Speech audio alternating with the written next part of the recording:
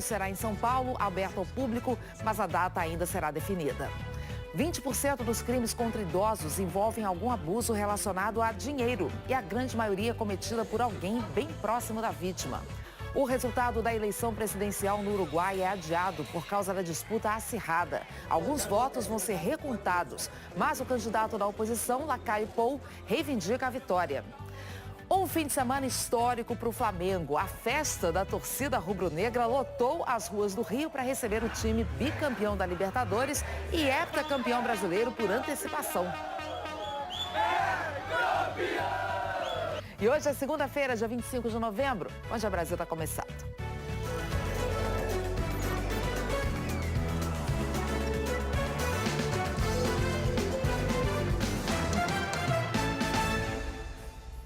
A gente começa essa edição com um alerta nas estradas. Depois de 4 anos em queda, o número de acidentes nas rodovias federais voltou a subir. E essa virada veio depois que o governo federal suspendeu a fiscalização com radares móveis. Vamos falar mais sobre isso com o Fábio William, lá em Brasília. Fábio, bom dia. Quer dizer que sem radar o motorista exagerou na velocidade? E esse exagero teve consequências, viu, Ana? Muitas vezes fatais. Muito bom dia para você, bom dia para todo mundo ligado no Bom Dia Brasil. Olha só, em 2 meses e meio, o número de acidentes aumentou em mais de 7%. Para especialistas, esse aumento pode ter relação com a retirada dos radares móveis. O número de acidentes nas rodovias federais preocupa. Só até outubro foram mais de 55 mil. Como este na BR-262, em Minas Gerais. O carro, com 5 pessoas de um time de futsal, bateu de frente com um ônibus. Todos os ocupantes do carro morreram na hora. Havia uma tendência de queda nessa tragédia das estradas brasileiras. Entre 2014 e 2018, a quantidade de acidentes tinha caído 60%. Mas em agosto, essa trajetória mudou. As colisões, atropelamentos e capotamentos voltaram a subir. Entre 16 de agosto e o final de outubro deste ano, aconteceram 14 mil acidentes, um aumento de 7% em relação ao mesmo período do ano passado. O excesso de velocidade é uma das principais causas de acidentes nas rodovias, de acordo com estudos sobre trânsito. Mas, em 16 de agosto, a Polícia Rodoviária Federal suspendeu o uso dos radares móveis ou portáteis que medem a velocidade nas ações de fiscalização das estradas. Aqui no Distrito Federal também aumentou o número de acidentes em rodovias federais depois que os radares móveis foram desligados. Entre janeiro e julho foram 70 acidentes em média por mês. Esse número aumentou para 112 entre agosto e outubro. Nesse período, 42 pessoas morreram nas estradas de Brasília. Este professor de mobilidade e sistemas de transporte diz que a retirada dos radares móveis pode ter relação com o aumento no número de acidentes. Passou para o cidadão que é o seguinte, a regra existe, você cumpri-la é opcional e não pode ser opcional. Se você está tratando com vida e patrimônio, não existe opção. Em julho, quando o governo federal proibiu o uso dos radares móveis, o ministro da Infraestrutura, Tarcísio de Freitas, disse que faria uma nova resolução para regulamentar o uso dos equipamentos. Nós procuramos o ministério, mas ninguém quis comentar o possível impacto da retirada dos radares móveis das estradas. Ana Paula. E tem mais, viu, Fábio? Além do excesso de velocidade, a gente vai falar agora dos perigos causados por caminhões que circulam com excesso de peso. Os veículos de carga estão envolvidos em quase metade dos acidentes nas rodovias federais e provocam boa parte dos problemas no asfalto. Ondulações, asfalto afundando, buracos. A última pesquisa da Confederação Nacional do Transporte apontou que o excesso de peso nos caminhões é um problema para as nossas estradas. Em Pernambuco, na BR-232, esta carreta que transportava milho estava com 22 toneladas de excesso de peso. Em outro ponto da mesma rodovia, além da carga irregular de madeira, o caminhão estava com 13 toneladas de sobrepeso. Vai ter dificuldade de manobra, vai ter dificuldade de frenagem, que isso pode provocar acidentes. De acordo com a Polícia Rodoviária Federal, só este ano já foram registradas quase 50 mil toneladas de excesso de peso nos veículos fiscalizados. E esse número poderia ser maior se a estrutura de fiscalização não fosse tão precária. Faltam balanças para registrar essa irregularidade. Em Mato Grosso, em toda a extensão da BR-364, uma das principais rotas de escoamento de grãos do estado, só existe uma balança que fica em Rondonópolis, mas ela não está funcionando. O contrato de concessão da rodovia prevê 6 equipamentos de pesagem, mas eles só podem ser instalados depois da duplicação da estrada, que está atrasada há 2 anos. O Departamento Nacional de Infraestrutura de Transportes, o DENIT, é responsável por apenas 32 balanças nas rodovias federais. No Piauí, a única balança do DENIT é esta. Ela começou a funcionar este ano e de forma restrita. Só atua nos trechos das BRs que passam por Teresina.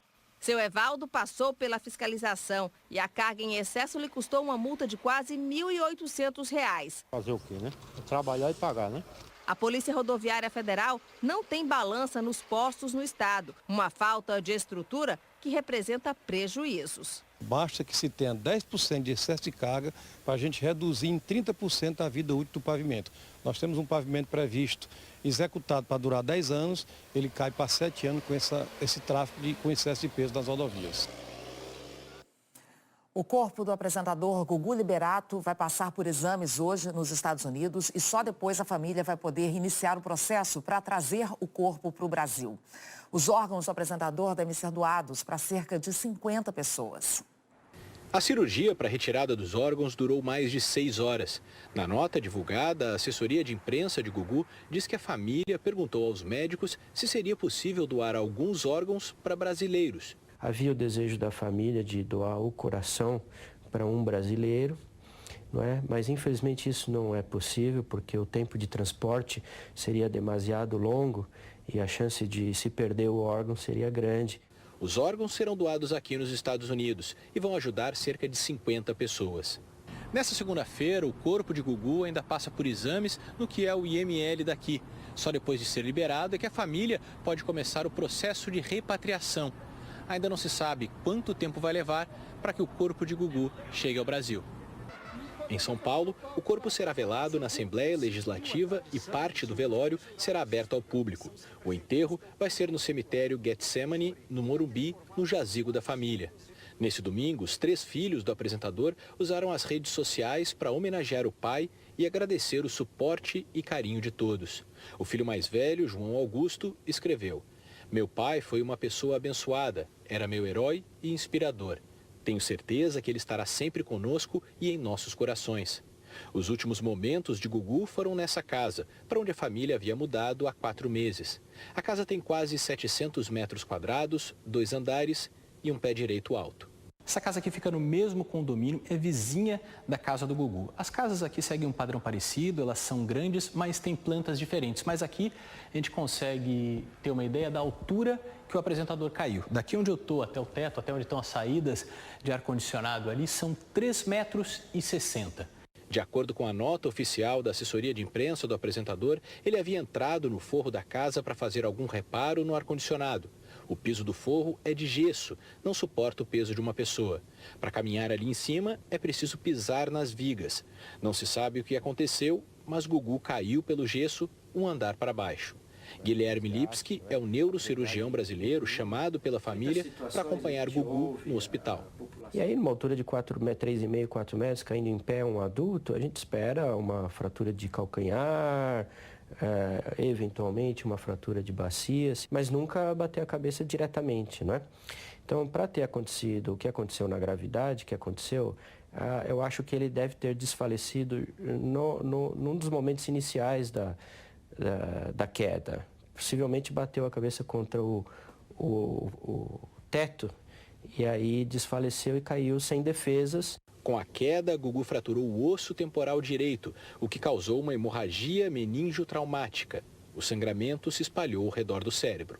Instantes depois do acidente, Rose de Mateu, a companheira de Gugu, ligou para Lécio Dornas, o pastor da Igreja Batista que ela frequenta há anos. Imediatamente ela ligou pedindo oração, muito já nervosa, chorando, impactada com o que estava acontecendo, né? Não foi só para mim, já colocou num grupo de mulheres pedindo oração. Na última quarta-feira, Gugu repetiu uma rotina que fazia há anos. Quando teve um tempo livre, voou para ficar com a família.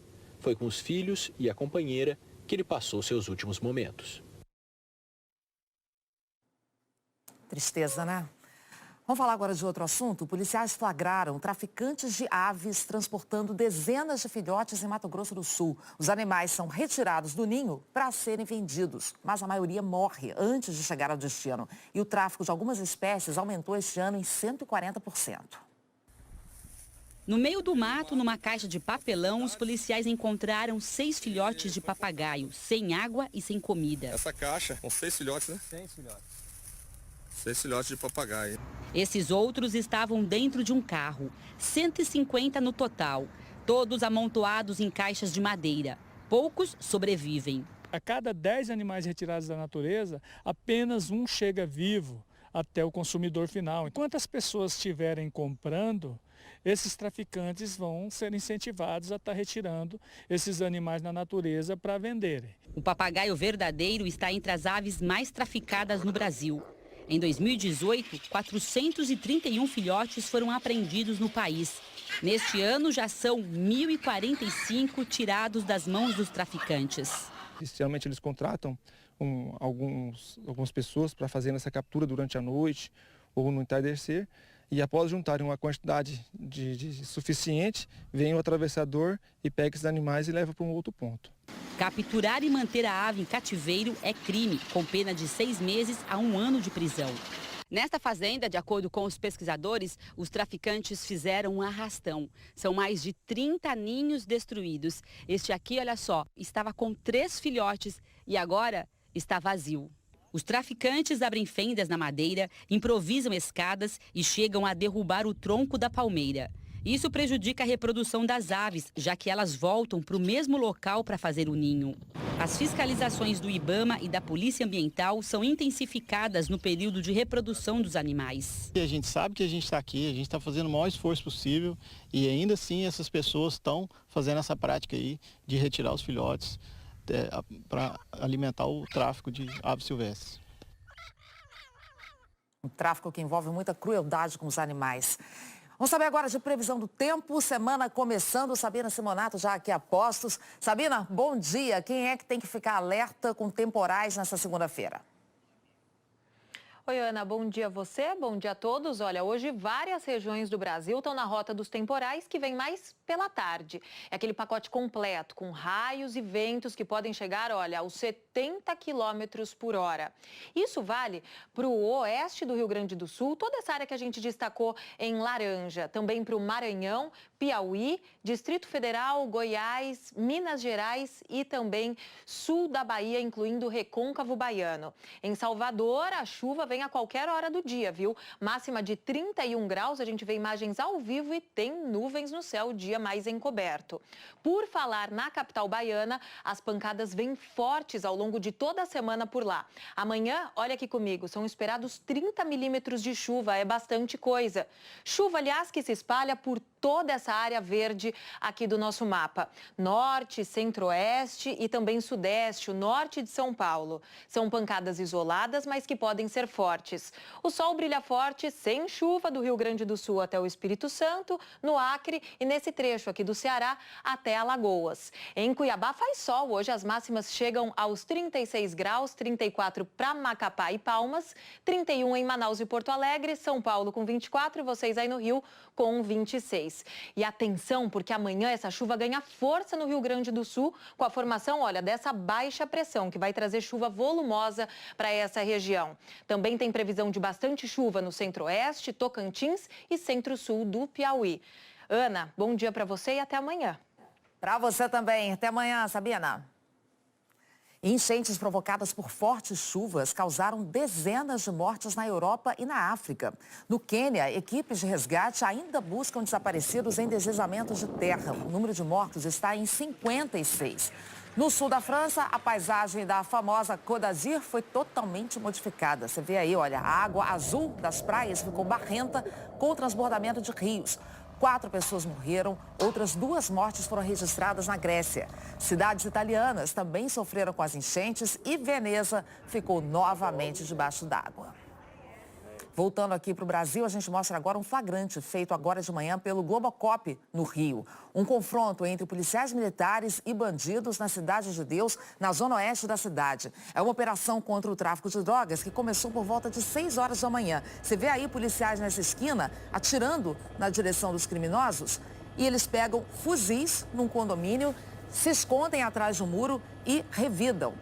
Um policial se preparava para atirar quando tiros atingiram uma parede, olha, bem perto dele. Quem mora nesse ponto da Cidade de Deus está vivendo horas de pavor, porque a operação ainda não acabou, continua por lá. Qualquer nova informação a gente traz aqui no Bom Dia Brasil. Vamos agora um refresco, conversando com Carol Barcelos para falar Ana. de Flamengo, né? Campeão de tudo esse ano, Carol. Bom dia. De tudo ainda tem mais esse ano, né? Para o Flamengo o ano não acabou. Bom dia, Ana. Ótimo dia para todo mundo. Tem torcedor rubro-negro falando que nunca mais vai dormir, viu? Porque tem gente, olha, virando 2 noites, embalando aí, emendando as comemorações, né? Depois que o Flamengo conquistou a Libertadores no sábado e o Brasileirão no domingo, foi festa o fim de semana inteiro.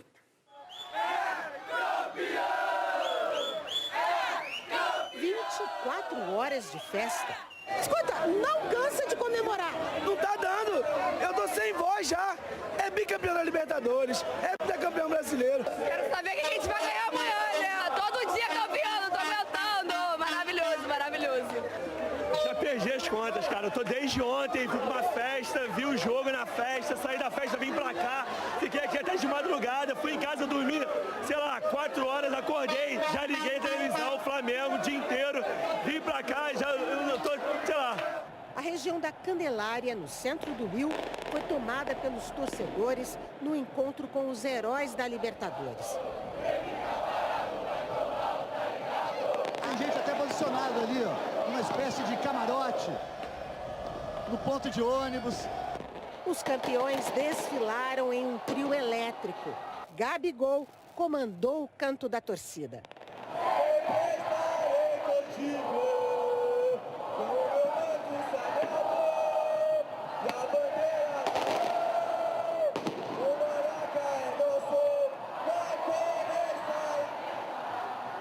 Gabigol é o cara do título, né?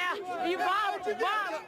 38 anos depois, o troféu mais cobiçado da América reencontrava a torcida. A festa estava tão bonita que os jogadores registraram a emoção da torcida.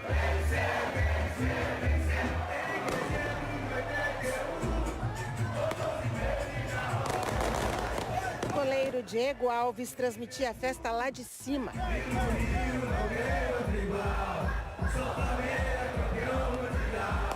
Rodinei era um dos mais animados.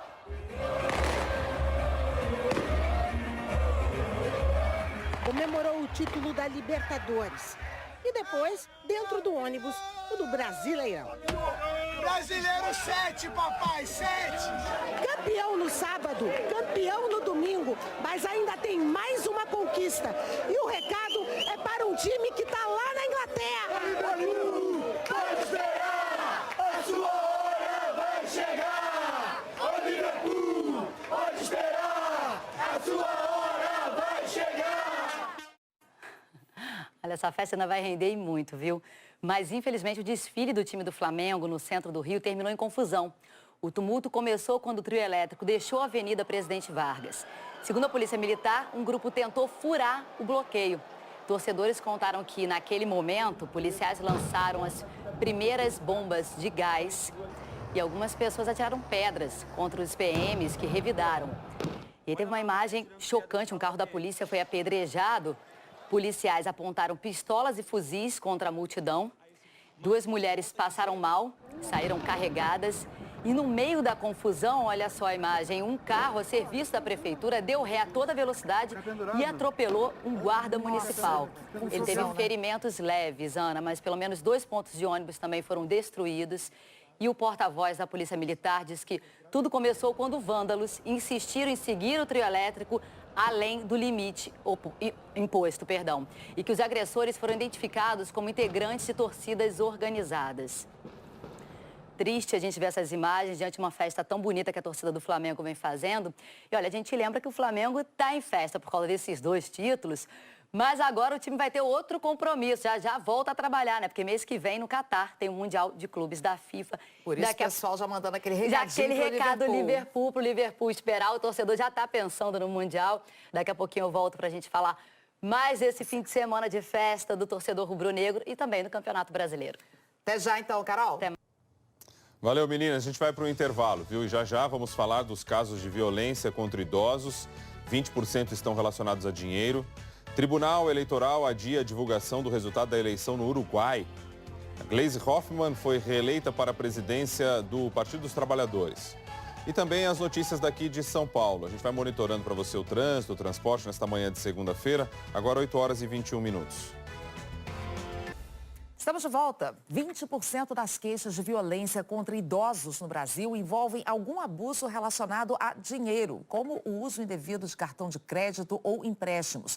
Um tipo de agressão que deixa sequelas financeiras e psicológicas.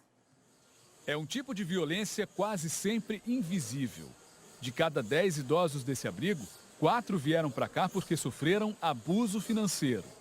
Esse senhor de 70 anos ficou sem o dinheiro da aposentadoria durante meses, depois que o filho pediu para guardar o cartão do banco dele. Quando eu cheguei no banco, o banco disse que eu não tinha mais dinheiro para nada, que eu já estava devendo.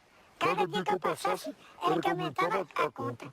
História parecida com a dos outros 45 idosos que foram encaminhados para cá pela Justiça depois da descoberta do abuso. É uma luta muito grande, são muitas idas e vindas aos bancos para tentar reverter a situação. Ficar com o dinheiro ou com os bens, reter o cartão de benefício ou do banco, ou obrigar o idoso a assinar um documento ou a fazer um empréstimo mesmo que ele não queira. Tudo isso pode ser considerado violência financeira, um tipo de crime previsto no Estatuto do Idoso e que vem sendo registrado com cada vez mais frequência nas delegacias. A violência financeira é um dos crimes contra idosos que o Ministério da Mulher, Família e Direitos Humanos mais contabiliza no país inteiro. Em Pernambuco, de janeiro a outubro desse ano, o governo do estado contou 577 casos. No mesmo período do ano passado, foram 155 registros. Cerca de 90% dessas violências são cometidas por familiares, são por pessoas próximas a essa pessoa idosa. E por incrível que pareça, esse tipo de violência ela não está restrita às classes sociais mais bases, né? São também constatadas de forma clara em bairros de classe média, onde o poder aquisitivo é maior. Para poder investigar, a polícia conta com a denúncia de vizinhos ou de quem presta serviços na casa onde o idoso mora. É que a vítima muitas vezes tem medo ou sente vergonha de procurar ajuda. Quem pratica esse tipo de crime pode responder criminalmente. Será instaurado um inquérito policial. Ao fim desse inquérito, essa pessoa será indiciada, responderá um processo e ao fim do processo pode ter sua liberdade cerceada, pode ser presa. Um outro tipo de crime agora, um homem foi preso no fim de semana transportando mais de 1 tonelada de maconha em um caminhão de mudança. A apreensão foi na rodovia Regis Bittencourt, em Itapecerica da Serra. No baú do caminhão tinha só 2 móveis e muitas caixas de papelão. Dentro delas estavam 1.280 tijolos de maconha. O motorista de 38 anos foi preso. Aqui em São Paulo, ninguém teve desculpa para ficar parado nesse final de semana não, viu? A 13ª edição da Virada Esportiva teve 120 atividades. Num domingo de friozinho e céu fechado, como é que fica a disposição da gente? 0. É sincero, não é? Por mim, ficaria na cama, almoçaria, tomaria uma cerveja e voltaria para a cama. Mas a gente tem que se mexer. Se deu preguiça, você precisa conhecer o seu Antônio. Ele tem 82 anos e começou a treinar quando tinha 68. Minha tia morreu com 100 anos, eu falei que ia ganhar dela, né? Eu acho que eu vou ganhar. A Raquel ficou pasma de ver. Foi tentar fazer igual e sofreu. É brincadeira, gente. Ele consegue fazer, eu não. Eu vou ter que treinar e conseguir ficar igual a ele. Pronto, mais uma pessoa que a Virada Esportiva convenceu a fazer atividade física. Foram mais de 2.000 atrações de graça espalhadas pela cidade no fim de semana. A Maria Eduarda escalou a parede até o alto. Ela não só se exercitou, também entendeu o espírito do esporte. Medo a gente sempre tem, mas sempre batalhando, assim, superando é melhor. Agora, não apenas a atividade física é importante aqui. O esporte também mexe com sonhos. E esse dia vai ser inesquecível para algumas pessoas. A programação teve um treino de goleiros no gramado do Pacaembu. Iago está com 25 anos e sonha em ser profissional. E a rotina é essa, 4 horas da manhã acordando, tomando banho, montando marmita para ir treinar e ir trabalhar, voltar, dormir, descansar, treinar. Então estar aqui é único, vale muito a pena. E o esporte inclui todo mundo. Quando você cria esse esporte com pessoa com deficiência, você muda a vida de muita gente, isso é fundamental. E ainda ajuda a gente a enxergar melhor, a enxergar o outro. A Fernanda não tem deficiência. Quando o jogo acaba, ela levanta da cadeira de rodas, mas levanta diferente. A gente só pode entender a dificuldade do outro quando a gente se coloca no lugar do outro. Eu achei muito legal, muito bacana a atividade aqui. Isso aí, que legal. 8h29, Glória. Rodrigo, olhando aqui o nosso mapa dos trilhos para ver como é que está a situação. Metrô, CPTM, tudo rodando normalmente nessa manhã, então pode seguir seu caminho se vai sair de casa agora. Aqui no Waze, quero mostrar para vocês Dutra e Ayrton Senna, as duas aí com problemas na chegada a São Paulo. Tem acidente nas duas rodovias, então destaque para vocês, principalmente pela Ayrton Senna, que o trânsito está mais difícil ainda do que na rodovia Presidente Dutra. Quem vai pegar voo ali no Aeroporto Internacional de Cumbica, em Guarulhos, atenção, porque o trânsito também está difícil ali na rodovia Hélio Smith. Sai um pouquinho mais cedo de casa, porque trânsito realmente complicado por lá. Trazendo imagens ao vivo aqui da cidade de São Paulo, quero mostrar para vocês como é que está aqui, ó, a Aricanduva. Aqui, ó, trazendo para vocês, Zona Leste nesse momento. Trânsito para quem vai pegar a Radial Leste está bem tranquilo. Agora, quem segue pelo viaduto Engenheiro Alberto Badra em direção à marginal do Rio Tietê já enfrenta bastante lentidão. Não tem informação de acidentes, é excesso de veículos mesmo por aí, tá? E aqui trazendo também informação da Bandeirantes, Avenida dos Bandeirantes. Quem segue em direção à marginal do Rio Pinheiros pega um pouco de lentidão, como a gente pode ver nas imagens. Agora, quem está no corredor Norte-Sul, no sentido da Zona Norte, aí sim, tem muito trânsito e aí não tem também informação de acidentes, é excesso de veículos, mas o trânsito completamente parado. Mais cedo nessa região teve um acidente em direção à Zona Sul, mas agora pistas liberadas, pode seguir seu caminho, que o trânsito agora está normalizado perto do aeroporto de Congonhas. Aeroporto aberto para pousos e decolagens nesse momento. E quem depende dos ônibus, vamos dar uma olhadinha nos principais corredores de ônibus aqui da capital, no transporte coletivo, situação mais complicada na região central aqui da cidade. Valeu, um belo panorama aí, Glória. Obrigado. A gente vai para o intervalo. Já vamos falar da eleição para presidente do Uruguai. A apuração foi tão apertada que a divulgação do resultado foi adiada.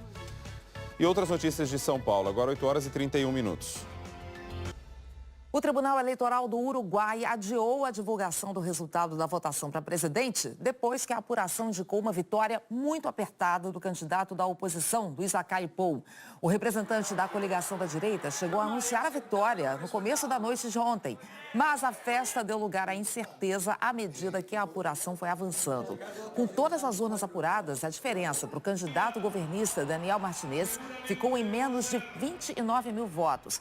A batalha acirrada nas urnas levou o Tribunal Eleitoral a recontar os votos anulados e os chamados votos observados, aqueles de pessoas que votam fora da jurisdição normal. O resultado oficial só vai ser divulgado, então, na sexta-feira. As pesquisas eleitorais indicavam uma vitória mais folgada de Luiz Lacalle Pou, que reuniu uma coalizão de 5 partidos para pôr fim a 15 anos de governo de esquerda. Valeu, Ana. Olha, a Agência de Meteorologia das Nações Unidas anunciou agora há pouco que a emissão de gases que agravam o efeito estufa atingiu nível recorde em 2018. Os cientistas alertam que a última vez que o nosso planeta viveu uma concentração tão grande de dióxido de carbono foi há 3,5 milhões de anos. Outros gases que contribuem para o aquecimento global, como o metano e o óxido nitroso, também atingiram níveis recordes. E não há sinais de diminuição dos poluentes. Isso tudo apesar dos esforços de alguns países para reduzir as emissões.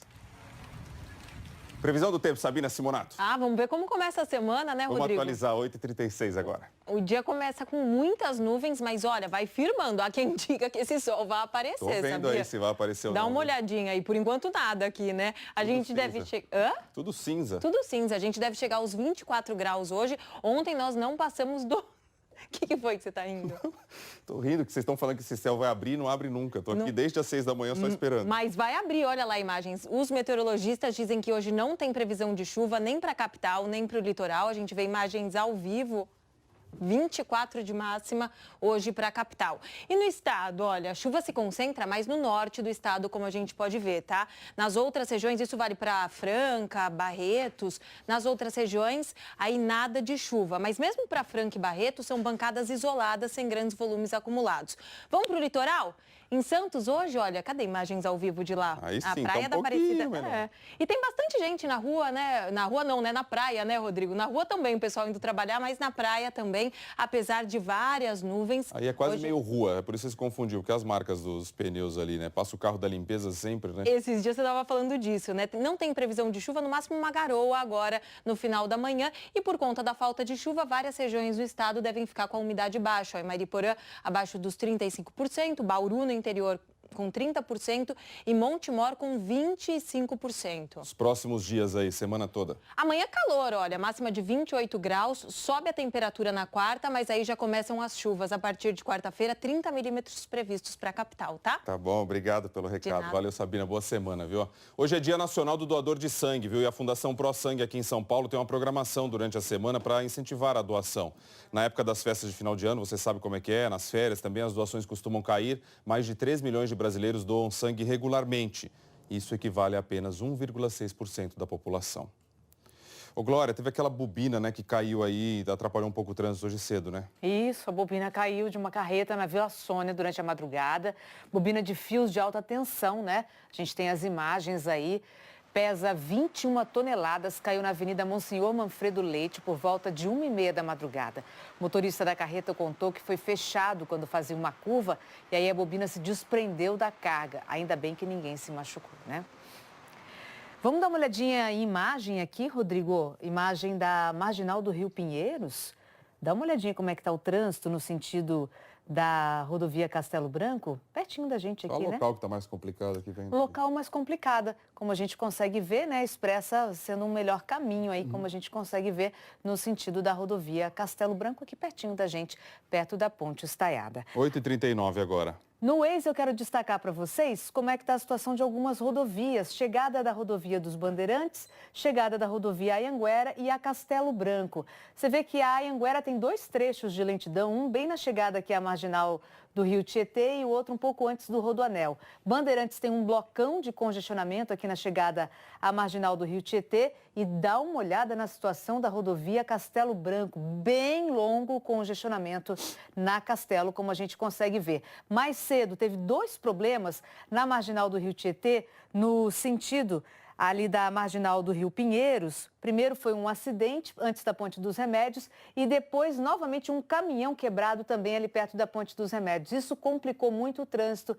nessas 3 rodovias bem na chegada aqui à marginal do Rio Tietê. Valeu, Glória. Vamos para o intervalinho, já a gente vai mostrar que Gleisi Hoffmann se reelegeu para a presidência do PT.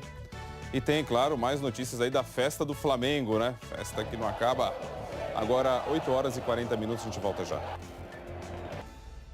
A deputada federal Gleisi Hoffmann foi reeleita para a presidência do PT ontem no Congresso Nacional do Partido em São Paulo. Então vamos para lá. Bom dia, Rodrigo Bocardi. Gleisi Hoffmann ganhou aí mais um mandato de 4 anos à frente do PT. Oi, Ana, bom dia agora para o Brasil inteiro, bom dia a todos. Olha só, mais 4 anos, é isso aí. O primeiro mandato de Gleisi Hoffmann começou em 2017. A votação foi durante o 7º Congresso Nacional do Partido, aqui em São Paulo. Gleisi teve o apoio do ex-presidente Lula e disputou a eleição contra a deputada federal Margarida Salomão e o professor Walter Pomar. O deputado federal Paulo Teixeira, ele iria concorrer, mas retirou a candidatura e apoiou a vencedora. Gleisi Hoffmann ganhou com 558 votos de delegados, o que representa mais de 70% do total. No discurso, logo após a vitória e em entrevista, a presidente do PT disse que a linha central de atuação do partido continua sendo o que ela chamou de defesa do povo brasileiro e que quer fazer alianças em defesa da democracia. Somos contra essa pauta liberal que está no Congresso, que retira direitos, destrói o Estado, privatiza. Essa é a nossa pauta principal e em torno dela nós vamos fazer alianças. Agora, tem questões mais pontuais que outros setores podem se juntar a nós. Por exemplo, a defesa da democracia. Essa semana vence o prazo da medida provisória que criou a nova versão do programa Mais Médicos. O Congresso já derrubou 9 MPs nesse primeiro ano do governo Bolsonaro. Algumas leis só duraram 4 meses. Vamos falar sobre isso com o Gerson Camarote lá em Brasília. Camarote, bom dia. Nesse vai e vem, nessas mudanças todas, sobra sempre para o cidadão.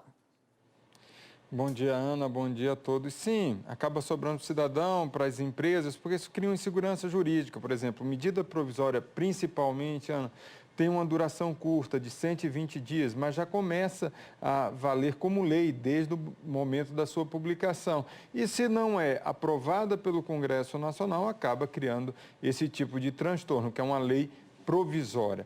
Agora, Ana, o que a gente tem visto é que o presidente tem sido derrotado não só em medidas provisórias, mas também em decretos e, inclusive, vetos. São várias derrotas ao longo desse ano. Eu conversei com alguns integrantes do parlamento e eles falam que o presidente optou por não fazer um governo de coalizão. E isso acabou deixando o parlamento mais livre, o Congresso mais independente. E falta diálogo. A avaliação é que, antes de mandar uma medida provisória, tem que conversar com o Congresso Nacional para criar esse ambiente de aprovação de uma medida provisória e evitar exatamente isso, a derrubada ou caducando, ou seja, aquela medida que não foi votada, ou mesmo uma derrota em plenário. Como você disse, gera muita insegurança. Agora, Camarote, falando de um outro assunto, amanhã o Tribunal Superior Eleitoral decide se a coleta de assinaturas eletrônicas será válida para oficializar a criação do novo partido do presidente Bolsonaro. Qual é a expectativa, Camarote? Olha, Ana, a expectativa é de não aceitar, é que o tribunal não aceite esse pleito. Porque vai ser julgado, inclusive, não é um caso relacionado diretamente ao partido do presidente, mas que vai valer para o partido do presidente. A avaliação é que, primeiro, não há tecnologia hoje disponível, que para habilitar essa tecnologia demoraria muito. E a outra questão é que a avaliação de alguns ministros é que é preciso, sim, criar algumas dificuldades, não dá para facilitar tanto. E tem uma questão que se coloca, Ana, o tribunal fica um pouco com o pé atrás, achando que está vivendo uma saia justa. Por quê? Porque é um pleito do partido do presidente. Então, isso cria um desconforto na corte, mas a avaliação de fato é que não há condições, inclusive técnicas, para implantar essa questão da assinatura digital, assinatura eletrônica. Ana. Obrigada, Camarote. Até mais. Hora do intervalo e na volta tem futebol com mais informações da dupla comemoração do Flamengo. 8h48 agora, horário de Brasília. Estamos de volta, Carol Barcelos aqui de novo, porque já falamos aqui que o Flamengo já é o campeão brasileiro, mas o campeonato continua e tem muita coisa ainda em disputa, né, Carol? Muita coisa em jogo, né, Ana? Até porque, olha só, deixa eu explicar para vocês o que aconteceu. Com o Flamengo, campeão da Libertadores, e o Atlético Paranaense, campeão da Copa do Brasil, ele já tem vagas garantidas na Libertadores do ano que vem. Por isso, aquilo que a gente chama de G6, Ana, virou G8. Olha só, por enquanto, quem está se dando bem, Corinthians e Internacional, estão ali fechando o G8, apesar de não terem conquistado pontos ontem. Deixa eu mostrar para vocês como é que foi o jogo. Estádio Newton Santos, Botafogo e Corinthians. O Botafogo venceu por 1-0 com gol do Diego Souza. E aí, um resultado super importante, aliás, para o Botafogo, viu, gente? Está uma situação complicada no campeonato. E no Beira-Rio, Internacional e Fortaleza, o Oswaldo fez 1-0 para Fortaleza. O Inter empatou com o Guerreiro. Depois o Marcelo Lomba salvou em cima da linha, mas o Tinga chegou e a bola entrou, gol chorado. Inter 2-2, depois com o Guerreiro de novo. Agora vamos ver outros gols pelo Campeonato Brasileiro? Atlético Mineiro e Atlético Paranaense no Mineirão. O Furacão fez 1-0 com o gol do Vitinho. No Castelão teve Ceará e São Paulo. Vitor Bueno fez 1-0 para o São Paulo. Depois o Felipe Bachola nos acréscimos, 1-1. Agora a gente vai para o Serra Dourada, a gente saiu, foi muito gol lá, Goiás e Bahia.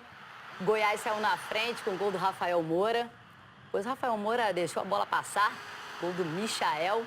Jogada esperta do Rafael Moura ali, viu? Aí o Gilberto do Bahia diminuiu para o Bahia, mas o Gilberto do Goiás fez 3-1. João Pedro acertou o cantinho, 3-2. Falei que teve muito gol, né? Nossa, Pois é, o Marlone acaba, fez né? o quarto do Bahia, Ana, e tem mais, viu? Fernandão fez o último gol do jogo, Goiás 4, Bahia 3. Jogo de 7 gols. 7 gols. Na ressacada, um golzinho só, mas o Everaldo, sempre ele, fez o gol da vitória da Chapecoense sobre o já rebaixado Avaí, 1-0. Agora a gente vai mostrar o jogo que deu o título brasileiro ao Flamengo.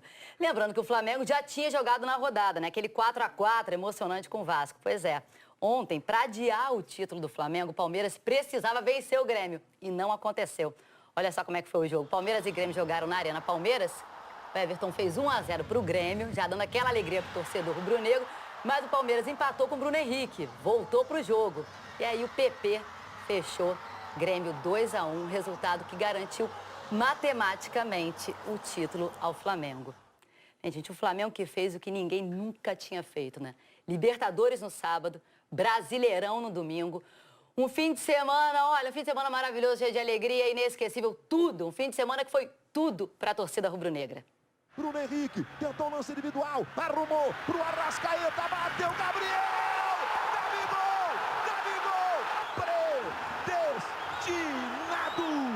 Uma virada histórica, uma virada improvável. Os gols de Gabigol, de uma virada épica, marcaram o início de uma festa sem fim. Começou em Lima, invadiu o Rio de Janeiro. O mar de gente pelas ruas do centro da cidade aguardava ainda uma outra confirmação, a de campeão brasileiro. O gol do PP, do Grêmio, que a gente acabou de ver, foi narrado assim por Kleber Machado. Esse gol do PP é gol do Flamengo. Quando é que vocês souberam que eram campeões brasileiros também? Vocês estavam onde? Eu estava dentro do ônibus, a gente estava voltando, sem voz. E aí a gente começou a gritar, é campeão, quando a gente viu que o Grêmio fez o segundo gol e que de fato faltava pouco tempo para o Palmeiras poder virar o jogo. Libertadores no sábado, Brasileirão no domingo. É assim que vai ficar na história. Gente, o time inteiro deve estar rouco assim, né? O time está rouco, os torcedores estão roucos. Mas é para estar, né, Ana? Foi histórico o que aconteceu esse fim de semana, gente. Isso vai ser lembrado para sempre. Acho até que vai levar um tempinho para todo mundo entender o que aconteceu. Tem mais é que comemorar muito mesmo. Com isso, a gente vai encerrando o nosso Bom Dia Brasil dessa segunda-feira. Ótima semana, pessoal. Olha só, queria lembrar que hoje é o Dia Nacional do Doador de Sangue, viu? Faltando um mês para as festas de final de ano, é comum os estoques baixarem nesse período, por isso os hemocentros já estão intensificando as campanhas para as pessoas doarem sangue. Aqui em São Paulo, por exemplo, os tipos de sangue A e O negativos estão em falta, hein? A gente faz aqui o chamado Doe Sangue, é fácil, rápido, salva vidas. Boa segunda, boa semana a todos e até amanhã. Pois é, Rodrigo, hoje também é o Dia Internacional de Combate à Violência contra a Mulher. E essa madrugada, na esplanada dos ministérios, foram colocadas 1.240 cruzes em frente ao Congresso para simbolizar as vítimas de feminicídio em todo o Brasil no ano passado. Uma boa semana para todo mundo. O rompimento da barragem da Vale, em Brumadinho, completa 10 meses hoje.